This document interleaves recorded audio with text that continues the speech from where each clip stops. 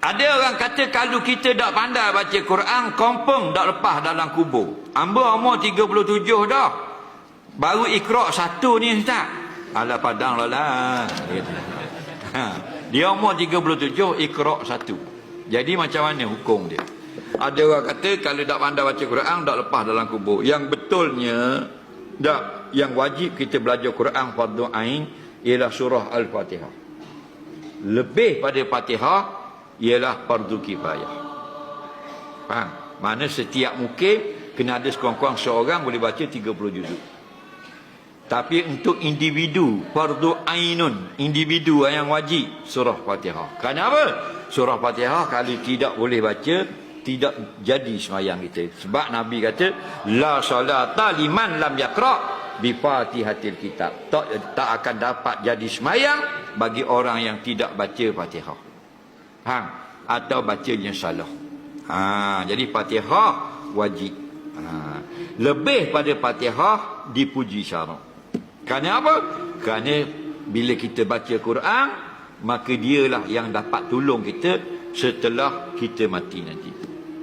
Akhirat kayak gini, raja tak boleh tolong, menteri tak boleh tolong, esko tak boleh tolong, kawan-kawan kita tembur lari, bini kita tak tolong kita. Faham? Anak-anak kita tengok kita je tembur. Dalam dunia kita boleh pertolongan.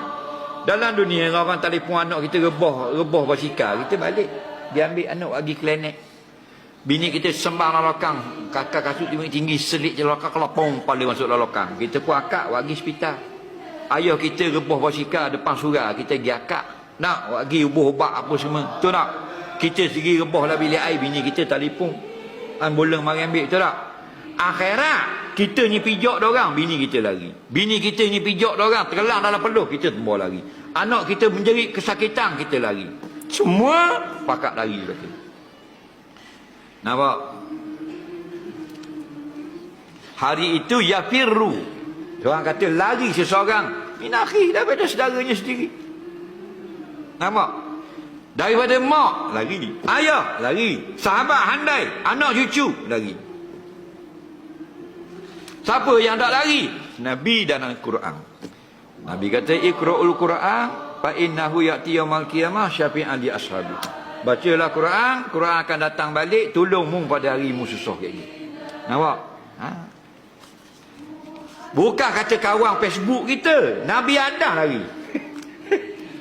Manusia Nabi cerita pergi jumpa Nabi Adam nak minta tolong. Adam kata nafsi, nafsi. Nabi Nuh nafsi, nafsi. Siapa sekali Nabi Isa, anak Maryam. Nabi Isa tadi ya. Kata Nabi Isa tak usah kata mong. Bondaku Maryam, anak Imran, melahirkan aku tanpa ayah. Minta tolong. Tak boleh tolong hari ni. Tak usah mong orang bangun donah. Tapi siapa kat Rasulullah, Nabi kata nafsi ummati salimha ya Allah. Faham? Ya Allah selamatkan umatku. Faham? Tu kata baca Quran tu. Itu nisbah pertolongan hari kiamat. Kalau pahala satu huruf 10 pahala. Iqra'ul man qara'a harfan min kitabillah. Nabi kata barang siapa baca satu huruf je daripada Quran, falahul hasanah. Dia dapat satu pahala. Al-hasanah bi asyri amsalihha. Satu pahala ganda 10. Nabi kata barang siapa membaca alif lam mim 3 huruf 30. Bismillahirrahmanirrahim 190 pahala. Kerana bismillah 19 huruf.